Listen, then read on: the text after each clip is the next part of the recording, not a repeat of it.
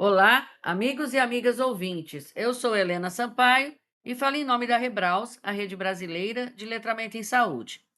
Hoje vocês não vão nem acreditar, é o primeiro episódio da temporada 6 do nosso podcast. Só para relembrar, nossa primeira temporada, nosso primeiro episódio dessa primeira temporada foi ao ar dia 23 de outubro de 2020, com a apresentação do que era a Rebraus e como que a Rebraus estava sendo criada. E hoje, então, nós já passamos do dia 23 de outubro, né? Então, nós estamos no primeiro episódio da temporada 6, né? E, além disso, a gente não pode deixar de dizer que ficamos felizes, porque é uma persistência, né? Ao longo dessas 6 temporadas, e a rede só existe por causa de vocês, ouvintes, que nos estimulam a sempre procurar um convidado especial para vir aqui contar alguma coisa que esteja fazendo no campo do letramento em saúde, né? E o nosso tema de hoje é sobre um estudo de intervenção que aconteceu junto a mulheres com câncer de mama e ficamos felizes até desta entrevista estar acontecendo ainda no mês de outubro, por conta do Outubro Rosa, né? Bom, quem está aqui para falar sobre esse estudo é a Patrícia Cândido Alves. Ela é nutricionista, ela é mestre e recém-doutora em saúde coletiva pelo programa de pós-graduação em saúde coletiva da Universidade Estadual do Ceará e vocês devem estar pensando, bom, mas 2 semanas, 2 episódios seguidos com a Universidade Estadual do Ceará em pauta? Bom, não estou puxando brasa para o fato de eu ser da UES, não. Mas é porque realmente são duas experiências muito interessantes, uma do mês do letramento, né, do evento do letramento, e essa agora, com esse estudo de intervenção, junto a mulheres com uma doença que é tão importante no mundo todo, e como a gente pode trabalhar em termos de minimizar um pouco o impacto delas na qualidade de vida das pessoas e na própria recidiva. Então, a gente convida vocês realmente a curtir esse episódio de hoje com a nossa convidada. E aí, Patrícia, tudo bem? Bem-vinda.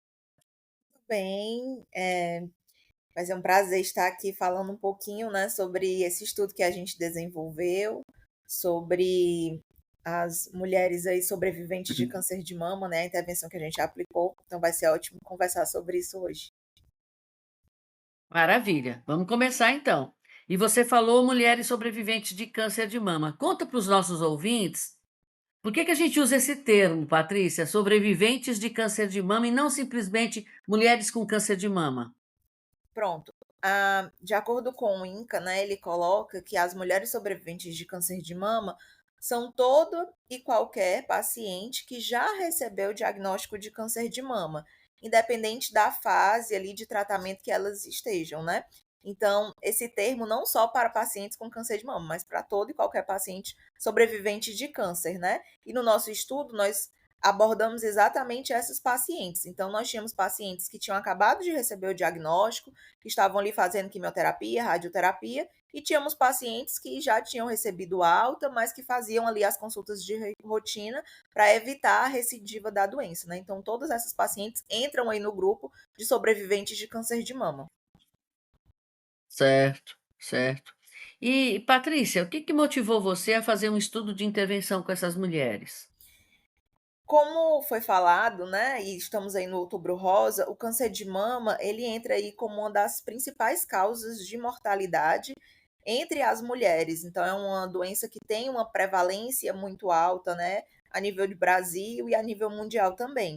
Então, isso já era um ponto de atenção de nós trabalharmos com esse público. Para além disso, embora seja uma doença, né, conhecida, a gente nota que ainda existe poucos materiais, né, que falem sobre a doença e que sejam adequados, porque até existe material, porém às vezes os materiais eles não são escritos de forma adequada, a ponto do público entender aquelas informações e também tem materiais que não têm ali informações científicas, né, baseada na literatura científica. Então a gente via essa deficiência, essa lacuna, né? E aí foi um ponto e a gente pensou em fazer esse estudo, né, com esse público, desenvolvendo materiais educativos voltados, né, ali para o público, de modo que eles entendessem essas informações e também baseados na literatura científica. Então, por isso que a gente pensou em desenvolver esse estudo. Certo, certo. Onde é que foi desenvolvido o estudo, Patrícia? Pronto, o nosso estudo, a nossa intervenção, né, ela foi desenvolvida no GEON, em parceria com o GEON, que é o grupo de estudos aí, em mulheres, né, que fazem ali o tratamento, né, com mastologistas. Então é um grupo de estudos oncológicos que fazem parte aí da Universidade Federal do Ceará, né, tem a parceria com a Universidade Federal do Ceará, e atende essas mulheres e a gente desenvolveu o estudo lá.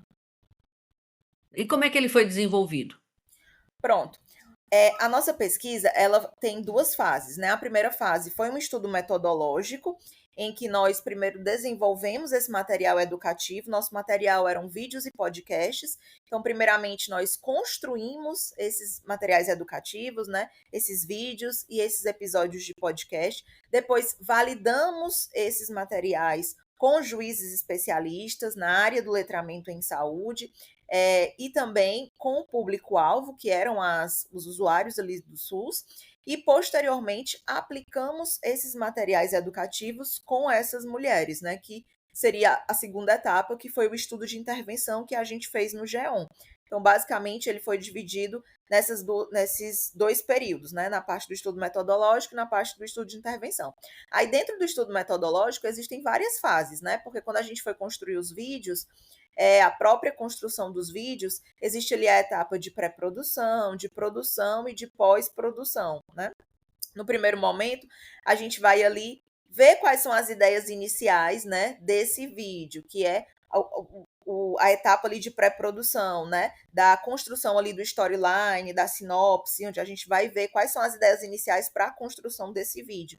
Depois a gente vai elaborar as falas ali, né, no argumento, no roteiro, que é elaborar as falas que vão ser ditas dentro do vídeo. E por fim, vamos criar os storyboards, que são as histórias em quadrinhos, né, as histórias sequenciais ali para a construção desse vídeo. Essa etapa aí, inicial, seria a etapa de pré-produção desse vídeo. Depois existe a etapa de produção, que é quando nós vamos elaborar o vídeo, né? No nosso caso, a gente utilizou um aplicativo que era o Filmora 13, né? Um aplicativo bem fácil assim de ser utilizado de modo geral, né?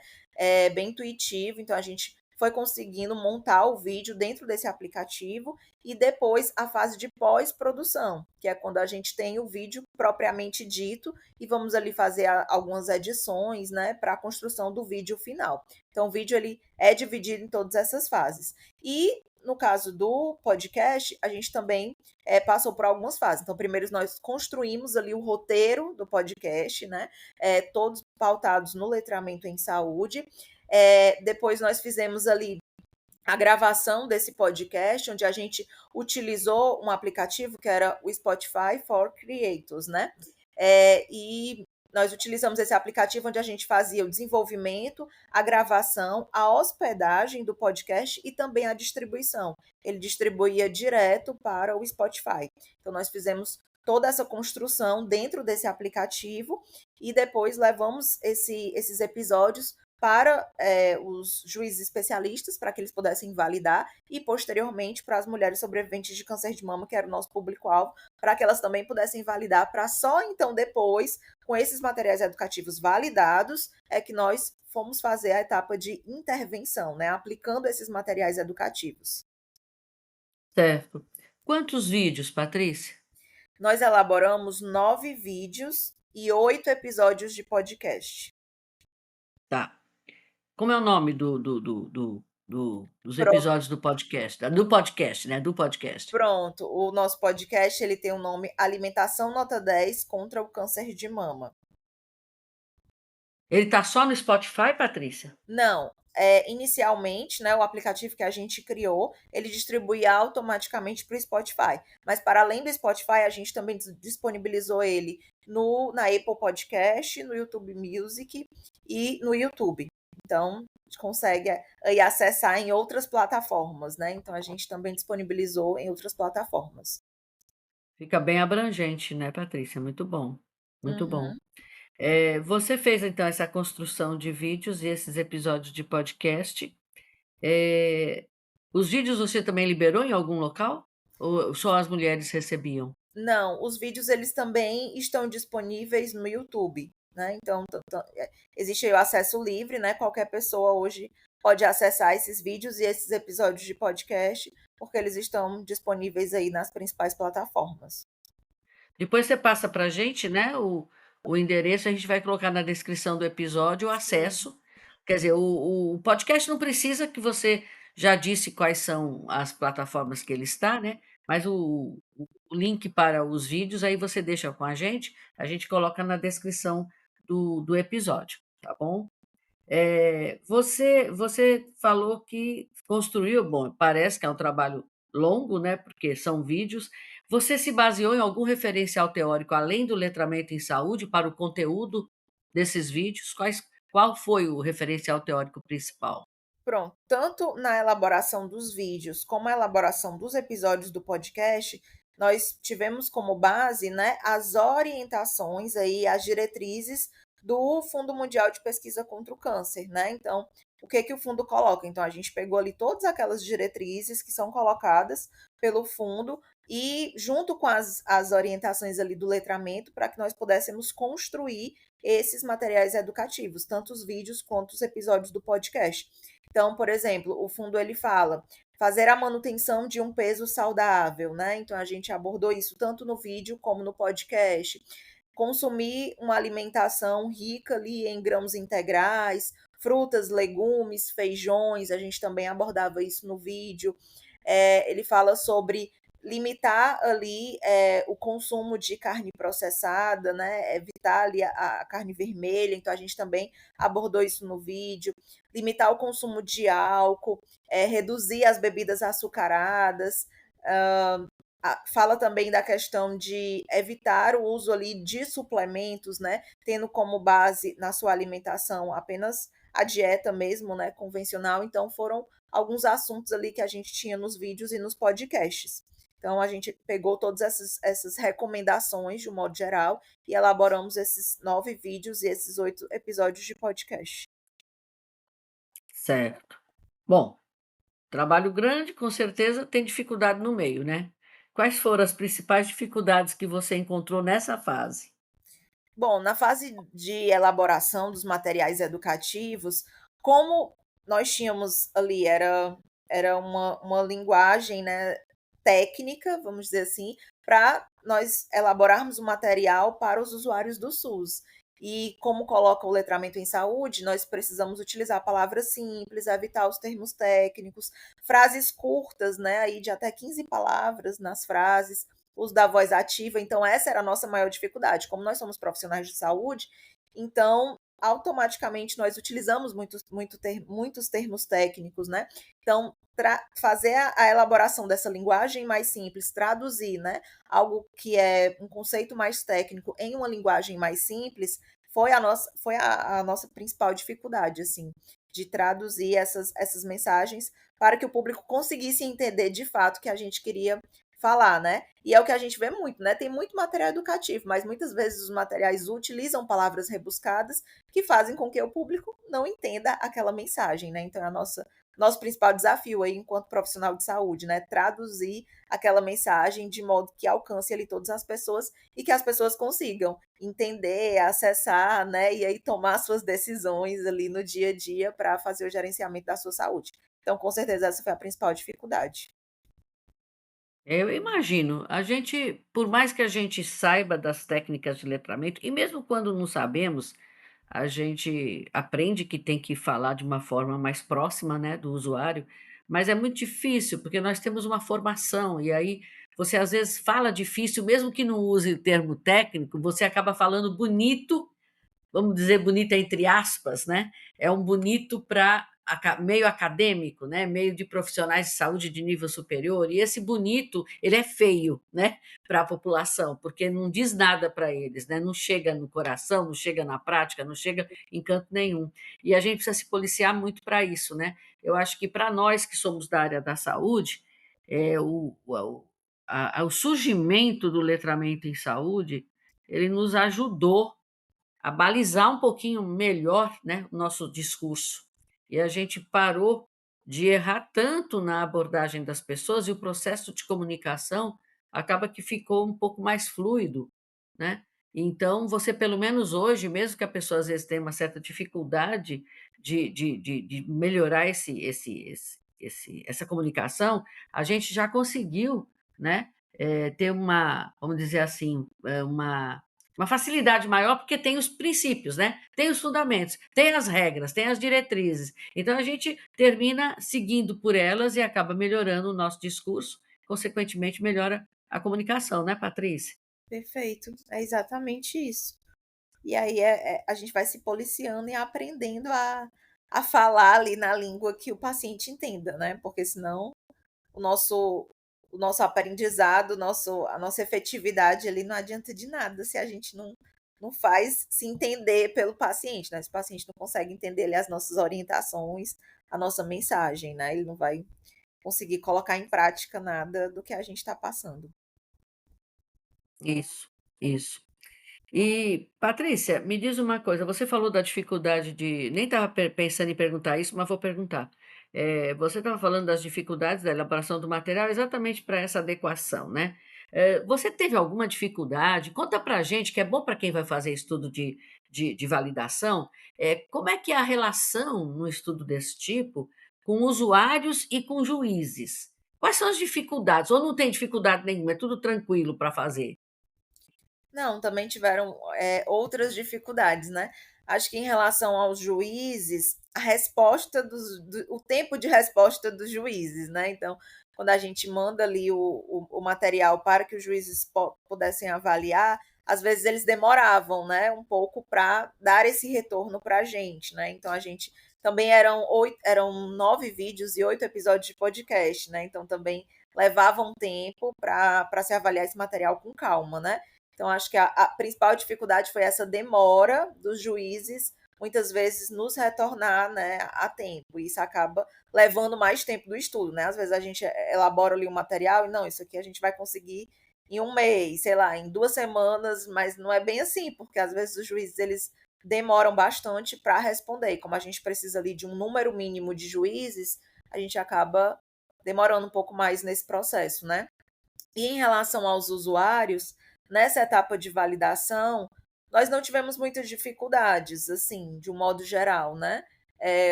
Os pacientes eles aceitavam avaliar, né? Elaborávamos, nós pegamos 30 pacientes para fazer a validação dos vídeos e 30 pacientes para fazer a validação dos episódios. E trabalhávamos em torno de 4 vídeos por dia com esses pacientes, né?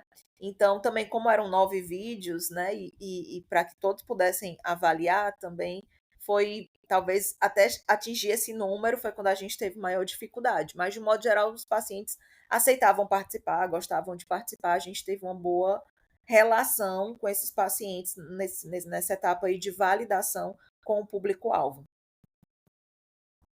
É legal, isso é importante para o nosso ouvinte, que se algum ouvinte estiver trabalhando com essa linha, eles têm que lembrar então que no cronograma tem que destinar um tempo maior para essa questão de respostas dos juízes na avaliação do material, né.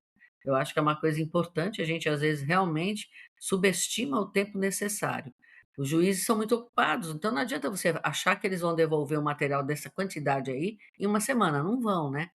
Então é importante que todo mundo que vai fazer um cronograma, destine um tempo maior para esse trabalho dos juízes, porque eles têm que fazer nas horas que eles têm disponível, né, eles são todos ocupados, né.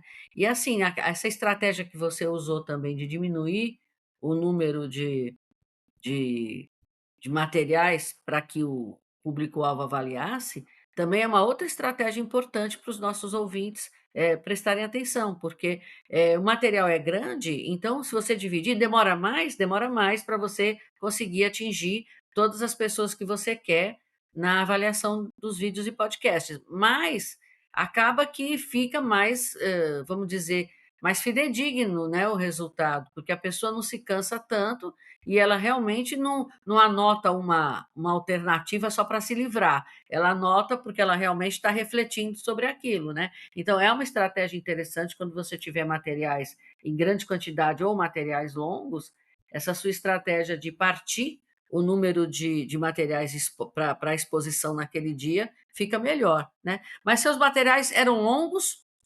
Eram muito longos? Não, a gente tinha uma média de os vídeos eles tinham uma média de 5 minutos de duração, e os podcasts também, assim, a gente seguiu mais ou menos essa média, que é uma orientação, inclusive, das diretrizes do letramento em saúde. Evitar vídeos muito longos, né, ou episódios muito longos, porque as pessoas não vão conseguir ali manter a atenção por muito tempo, né? Então a gente tinha mais ou menos essa média. Nosso último episódio de podcast, o nosso último vídeo, ele era um pouco mais longo, porque ele passava ali o resumo de todas as orientações, né? Então ele acabou ficando um pouquinho mais longo, mas de um modo geral, eles estavam ali em torno de 5 minutos, que é o que preconiza ali as recomendações, né? Da elaboração desses materiais. É interessante também, porque se você está partindo e cada um só tem essa duração, acaba que não fica tão cansativo no final das contas para a pessoa poder avaliar e responder realmente aquilo que o material teve a ver com ela ou não, né. Isso é interessante. É bom porque é uma mensagem boa para os nossos ouvintes. E aí como é que você bom, está com o material todo pronto, passou pelas dificuldades, mas mesmo assim todo mundo já avaliou, e aí você foi intervir. Como é que foi feita essa intervenção? Pronto, na intervenção nós tínhamos 2 grupos, né, o grupo controle e o grupo caso.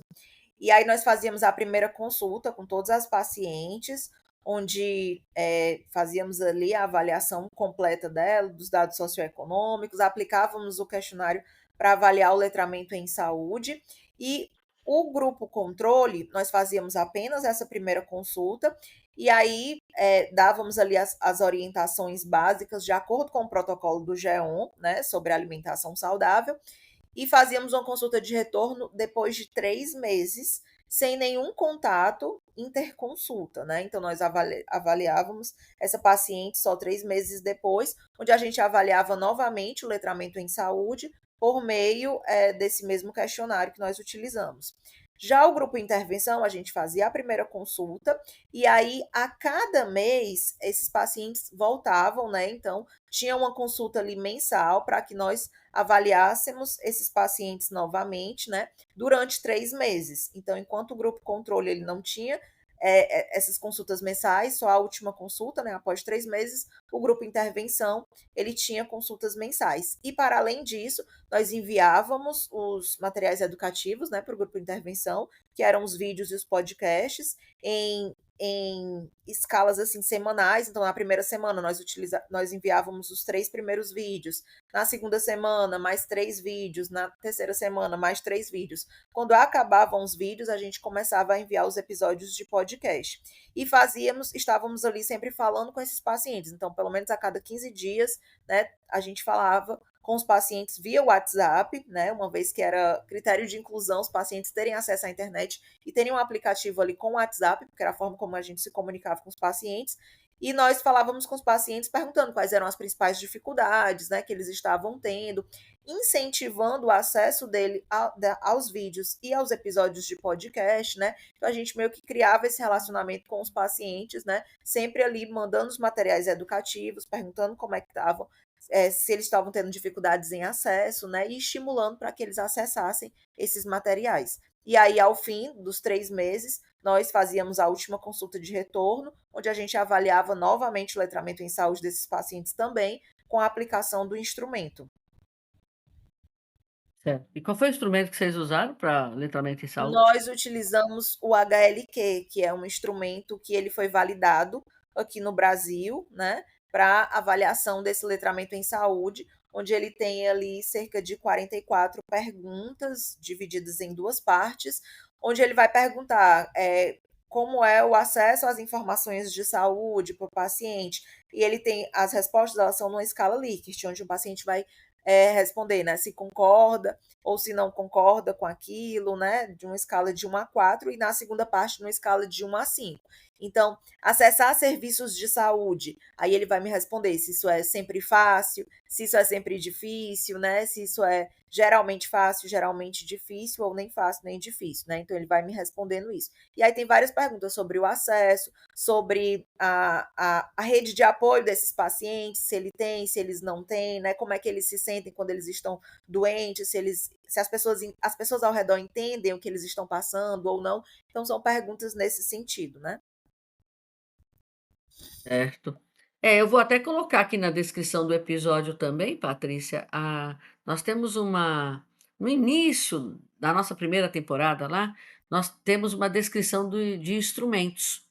E teve duas entrevistas sobre o HLQ. Então, eu vou colocar para quem quiser saber detalhes desse instrumento. Esse instrumento está sendo bastante usado no Brasil, é interessante que as pessoas leiam sobre eles, né? Uhum. E nessa etapa de intervenção, Patrícia, você falou das dificuldades que teve lá nos materiais educativos. E aqui na intervenção, teve também muita dificuldade? Sim, aqui no momento da intervenção, a nossa principal dificuldade foi no segmento das pacientes, né? Porque como nós, no grupo intervenção, nós tínhamos consultas mensais com essas pacientes, muitas vezes as pacientes elas não conseguiam fazer esse segmento, esse acompanhamento, né? Como a gente estava lidando com pacientes oncológicos, né? Pacientes com câncer, às vezes os pacientes estavam em pleno tratamento, né? Então estavam ali fazendo quimioterapia, radioterapia, e os efeitos colaterais do próprio tratamento faziam com que as pacientes não conseguissem ir para a consulta, né?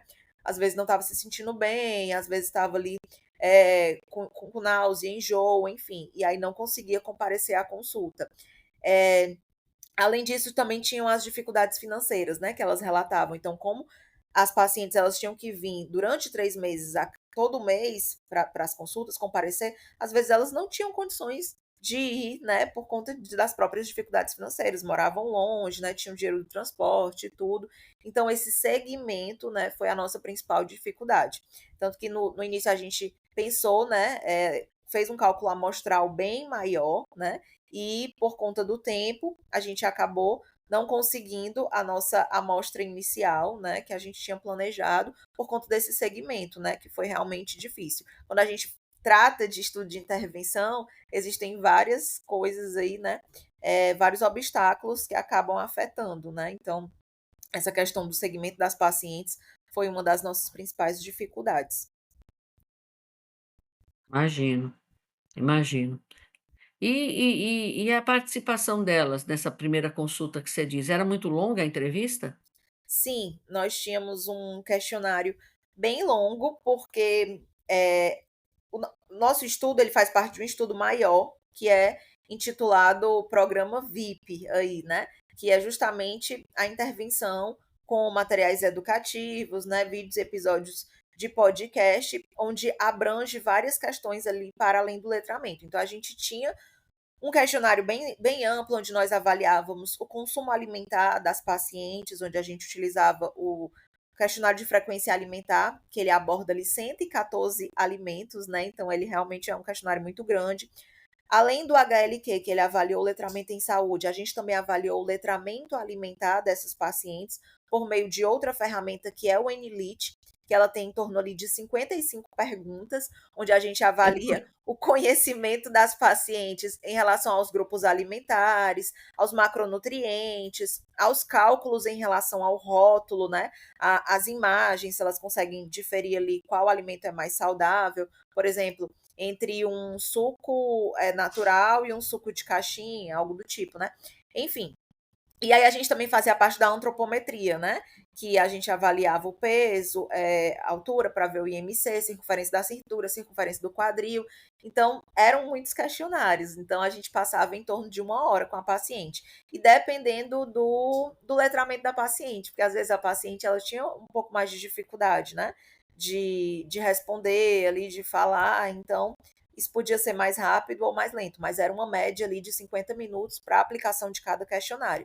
E isso também eu acredito que fazia com que as pacientes às vezes não quisessem participar, né? Ou às vezes a gente pegava um paciente que a gente começava a aplicar o questionário, as pacientes estavam ali esperando uma consulta, elas entravam, eram chamadas para consulta, a gente tinha que parar para a paciente ir para a consulta e ficava esperando elas saírem da consulta para a gente continuar o questionário, né? E aí, às vezes, elas já saíam da consulta querendo ir para casa, né? Enfim. Então, tinham todas essas dificuldades também em relação à aplicação do instrumento, né? Então, só para vocês terem uma noção, a gente conseguiu um N total, né, de 106 pacientes, né, nessa pesquisa. E para que a gente conseguisse ali aplicar esse questionário, era em média de 2 a 3 pacientes no máximo por dia, quando a gente ia, né? Assim, um dia bom a gente pegava cerca de 3 pacientes por dia. Então, até alcançar esse N, porque nós tivemos as perdas ainda, né? Então, a gente não pegou 106, a gente pegou muito mais. Mas aí tiveram pacientes que foram desistindo, né? Que não conseguiam finalizar ali o acompanhamento e a gente não considerou, né? Então, na verdade, a gente pegou muito mais. Então, realmente foi um trabalho aí bem extenso, né? Que tiveram esses desafios, né? Para que a gente conseguisse concluir. Tô cansada aqui, só de imaginar, só de imaginar. Patrícia, me diz uma coisa, como é que você excluía essa paciente quando ela demorava para voltar? Isso aí acho que é interessante para o nosso ouvinte que estiver fazendo alguma pesquisa também. Quanto tempo você esperava ou como você insistia para tentar evitar essas perdas aí que você disse? Pronto. A gente ficava contactando, né, a paciente para que ela retornasse é, o quanto antes para que a gente pudesse fazer esse acompanhamento. E aí, quando a paciente realmente ali passava de mais de um mês, né, 2 meses, e não respondia, né, de jeito nenhum, porque às vezes elas paravam de responder mesmo o WhatsApp, ou falavam que realmente não iam voltar, né, que talvez a consulta dela só fosse daqui a 6 meses, então ela não ia voltar antes disso, né, só ia voltar depois de 6 meses. Então a gente acabava excluindo mesmo do estudo, Elas porque não deviam fazia mais bloquear sentido. vocês, né? Elas deviam Exato. bloquear. E aí não fazia mais sentido, a gente tinha que acabava perdendo essa paciente. Certo. Então você dava uma margem de tolerância só de um mês, né, se não voltasse você já passava para Isso, outra pessoa, né. isso, É, exato. por isso é isso que é importante para o nosso ouvinte que faz pesquisa, né, a questão da intervenção é isso aí, você faz muito mais, como você disse, para ter um número pequeno ainda no final, porque realmente é difícil, né. Eu estava falando essa semana com o pessoal lá do Kentucky, né, que eles estão fazendo uma pesquisa lá e eles vão trabalhar com questionário de alimentação, e eu fiz uma reunião virtual com eles para conversar exatamente sobre a coleta de dados alimentares, né. E aí eles falaram: "Olha, a pessoa que estava falando comigo mora lá no Kentucky, mas Lexington, se não me engano é o nome da cidade, mas ela é brasileira, né". Eu estava falando com ela exatamente isso, qual é a grande diferença de lá para cá? O paciente recebe um recurso financeiro, tanto para poder se locomover ao local, como para ter um certo estímulo para perder esse tempo todo que perde para a gente poder se beneficiar inicialmente da pesquisa e depois poder beneficiar a população com essa pesquisa. Então ele está colaborando para que essa pesquisa possa gerar resultados para outros, né?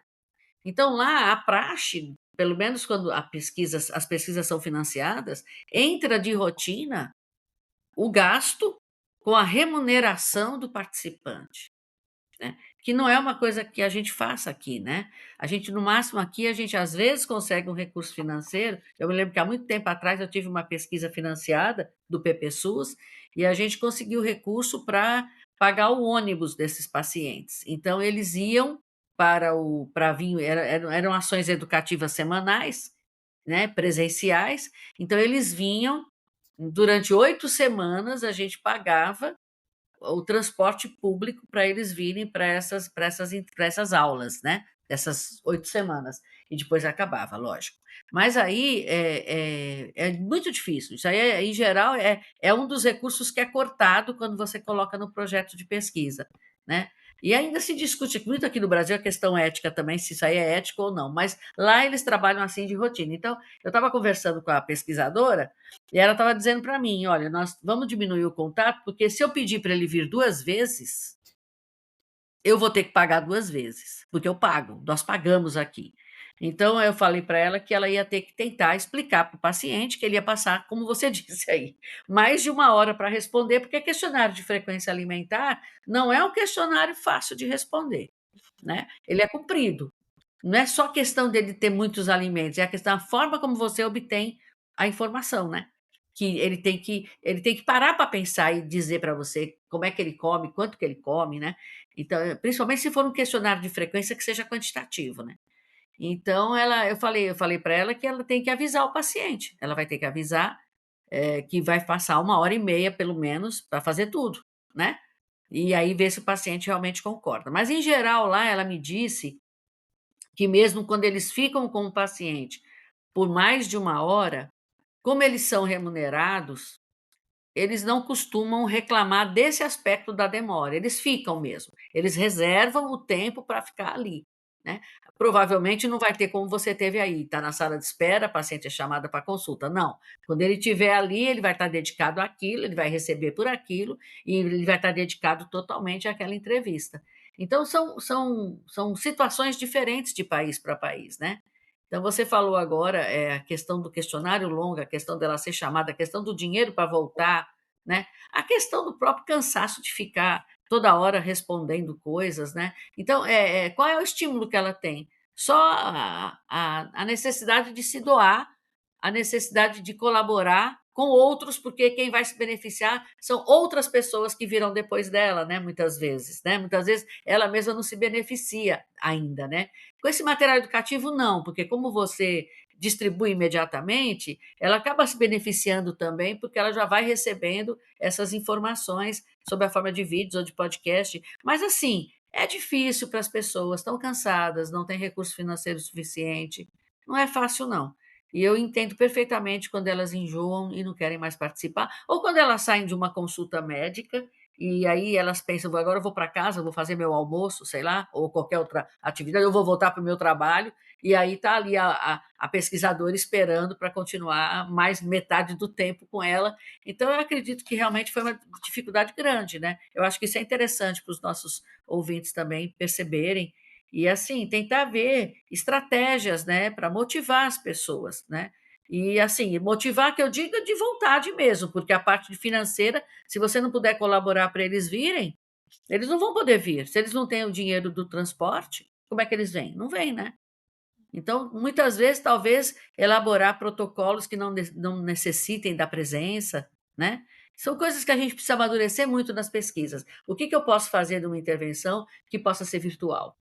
Né, que não precise necessariamente ser presencial, para poder exatamente diminuindo um pouco essa demanda, quando você não tiver condições de suprir a demanda das pessoas com recursos financeiros, né. Eu penso que essa sua experiência, ela é importante para os nossos ouvintes, porque eles vão pensando também nas programações que eles têm de pesquisa, né. Sim. Como a gente tinha que fazer avaliação antropométrica também, né, acabava dificultando essa questão de ser online, né, não dava, os pacientes tinham que estar lá, né. Isso, é isso que eu digo, quando não puder, não tem jeito, vai ter que ser presencial, né. Mas quando for possível fazer virtual, hoje em dia nós temos uma penetração da internet muito grande nos aplicativos, né, das pessoas. Muitas vezes elas têm condições de fazer uma participação virtual, quando for o caso, né, quando puder, né. São tudo coisas para os nossos ouvintes refletirem, para a gente mesmo, quando for fazer protocolos de pesquisa, usar essas experiências de dificuldades que a gente tem, para poder ver se a gente minimiza isso e, principalmente, a gente consegue maximizar os resultados no tempo que os órgãos de financiamento nos dão, né. Porque, em geral, essas pesquisas são 2, 3 anos no máximo, né. A maior parte delas fecha em 2 anos, então você tem que produzir material, você tem que aplicar, você tem que avaliar, e aí é um tempo que, se você perder muito tempo na logística, você não produz nada, né. E por falar nisso, Patrícia, exatamente isso que eu ia perguntar agora, já que nós estamos pensando aqui como é que vai para chegar em algum resultado, como é que foram os resultados do seu estudo? Pronto, quando a gente, foi avaliar, né, nós vimos que as pacientes a gente elaborou 2 grupos, né. O nosso estudo, ele foi um ensaio clínico não controlado, né. Nós não tivemos, assim, uma randomização, uma aleatoriedade na escolha das pacientes, né. Porém, a gente percebeu que os nossos grupos, eles eram bem semelhantes, as pacientes elas diferiam apenas em relação à cor da pele, né, dos 2 grupos. Então, de um modo geral, os nossos grupos, eles foram grupos bem semelhantes, o que foi bom para o nosso estudo, né, eh, em relação aos resultados que nós tivemos. E aí a gente, viu que houve uma melhora em relação ali ao letramento em saúde no grupo intervenção, né. No instrumento que nós utilizamos, ele é dividido em escalas, em 9 escalas, né. E aí cada escala ela vai abordar algo, né, em relação ao cuidado ativo em saúde, a ter acesso às informações de saúde, saber o que fazer, né, entender essas informações, enfim. E aí, dentro dessas escalas, nós vimos uma melhora significativa na comparação entre os grupos, né? Do grupo intervenção em relação ao grupo controle, no que tange ao cuidado ativo em saúde e ao suporte para a saúde. Então, a gente percebeu que as mulheres que tiveram ali a intervenção, né, com os materiais educativos, elas tiveram uma melhora nessas características, né? Então, elas se sentiam que tinham, melhor esse suporte ali social para cuidar da saúde, né. A gente sabe que ali no câncer de mama, né, nas patologias em geral, mas principalmente no câncer de mama, existe ali toda uma rede de apoio dessas pacientes que são fundamentais, né, para o tratamento delas, mas para além dessa rede de apoio, que é ali os amigos, os familiares, né, amigos de trabalho, enfim, de um modo geral, a gente acredita que essa intervenção, né, com, a gente sempre falando ali, né, os profissionais de saúde sempre falando com as pacientes, incentivando a adesão, né, a essas recomendações do fundo, fez com que elas tivessem uma melhora em relação ao letramento nesse quesito, né. E também, a questão do cuidado ativo da saúde, delas se preocuparem mais com a sua saúde, né, entenderem melhor o que elas estavam ali comendo, né, fazendo ali as suas escolhas alimentares. Então a gente percebeu que houve uma melhora significativa do letramento em relação a essas 2 escalas. Para além disso, a gente viu algumas correlações, né?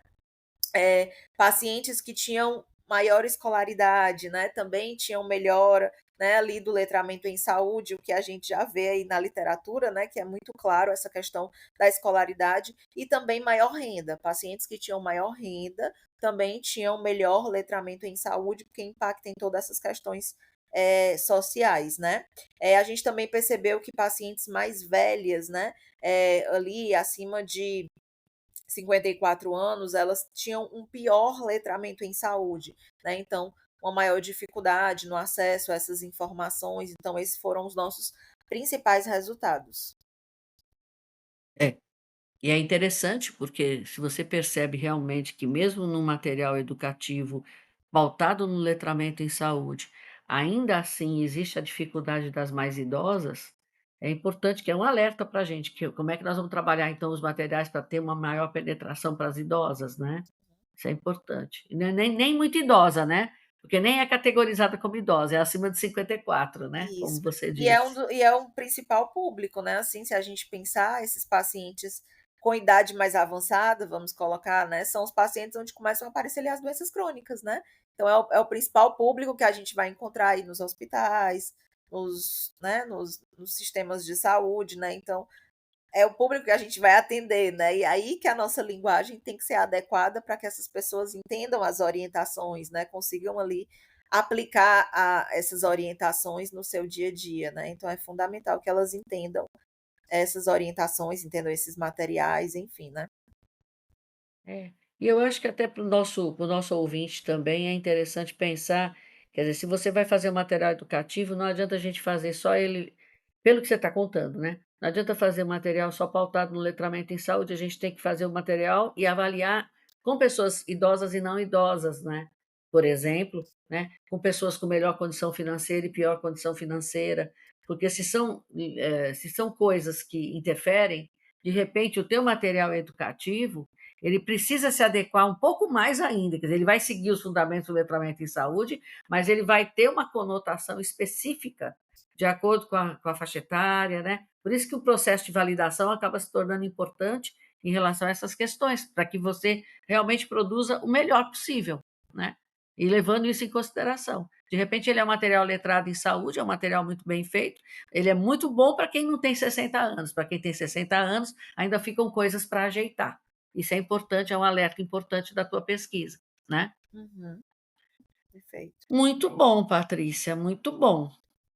Bom, nós já vamos colocar esses materiais, que eu acho que o pessoal quer matar a curiosidade também, para conhecer um pouco do que você está dizendo, do que você produziu, a gente já conversou sobre isso, você vai me passar depois os endereços para a gente colocar. Mas me diz assim, para a gente encerrar a nossa entrevista, Patrícia, você realmente está convencida que com todas essas dificuldades e tudo mais, a saída para ter um bom processo de respostas na população, a saída realmente é a utilização de materiais educativos fundamentados no letramento em saúde? Sim, eu acredito que essa seria uma boa estratégia, né.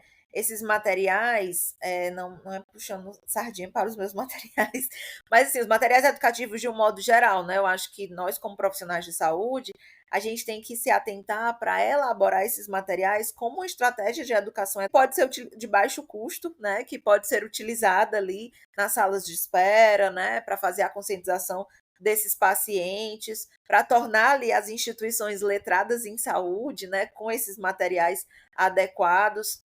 Então, é uma boa estratégia para permitir essa conscientização das pessoas, né? E principalmente quando a gente fala em materiais digitais, né? Porque hoje todo mundo aí tem um celular, né? Tem o acesso à internet aí, né? É muito fácil, né? Tem Wi-Fi, tem, enfim, todo mundo tem acesso.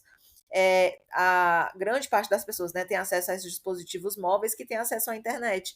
Então, produzir esses materiais digitais, né, é um meio de promover a educação em saúde dessas pessoas, né, e conscientizar essas pessoas sobre uma alimentação saudável, sobre a prevenção de uma doença, né, elaborar ali materiais dinâmicos, né, que as pessoas, no caso ali dos podcasts, que as pessoas conseguem escutar fazendo outras coisas, conseguem ouvir novamente, né, e são todas estratégias que permitem que esses pacientes possam ir mudando ali o estilo de vida, né, fazendo a adoção desses hábitos alimentares. E quando a gente fala aqui desses materiais que a gente desenvolveu, essas recomendações do fundo para a prevenção do câncer, elas são recomendações de adoção de um estilo de vida mais saudável, né? Então, elas podem ser utilizadas, inclusive, para a prevenção de outras doenças crônicas, quando a gente fala aí, né, da própria diabetes, hipertensão, né? Então, outros profissionais de saúde, de um modo geral, também podem utilizar esses materiais, né,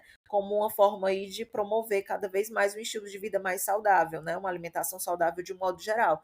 Então, são materiais que podem ser acessados pelos mais diversos públicos e utilizados pelos profissionais para elaborar aí, né, para elaborar essas estratégias de conscientização desses pacientes. Então, eu acredito sim que são materiais que podem ser utilizados, né, e é uma estratégia fácil, barata, né, de fácil acesso, acesso gratuito. A gente falou aqui que está disponível em diversas plataformas de forma gratuita, né? Então, acredito que é uma estratégia que pode sim gerar aí a conscientização dessas pessoas e a melhora da saúde como um todo, né? Exato. É, eu acho que muitos de nós que já trabalhamos com letramento estamos convencidos disso, né? Mas eu acho que isso que você falou é uma coisa muito importante para quem está começando agora a pensar em letramento, está começando agora a ouvir nossos podcasts, está dentro da universidade ainda, como aluno de graduação. Eu acho que esse seu depoimento é muito importante para ir despertando as pessoas para a importância desse campo e da melhora dos materiais educativos para a educação e saúde através da aplicação desses fundamentos. Acho bem interessante. Patrícia, gostei muito de conversar com você hoje. Não sei se você ainda quer acrescentar alguma coisa ou se está tudo ok. Não, eu acho que no mais é isso, como a gente já falou, né? Os materiais, acho que fica assim o gostinho de ver os materiais, né? Os materiais, eles estão disponíveis no Spotify, né? Mas para além do Spotify, estão também na Apple Podcast, os podcasts, né? na Apple Podcast, no YouTube Music, no YouTube, né? Vocês encontram facilmente Alimentação Nota 10 contra o câncer de mama.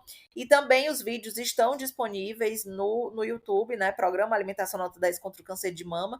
Então, vocês conseguem acessar esses materiais muito facilmente, né? Agradeço mais uma vez o convite. Foi um prazer falar um pouquinho aqui do programa para vocês, né? E eu espero ajudar outras pessoas, né, aí com a minha experiência que queiram, né, fazer outros materiais sobre outro tema, né, abordar isso. Qualquer coisa, sigo aqui à disposição para ajudar mais alguém, se alguém quiser aí conversar, né? Enfim, estou à disposição. Pronto, a gente pode ficar de ponte aí entre o nosso ouvinte e você para poder realmente manter esses contatos aí para o pessoal também poder aproveitar a experiência e fazer seus próprios materiais, não é não? Sim, sim, com certeza.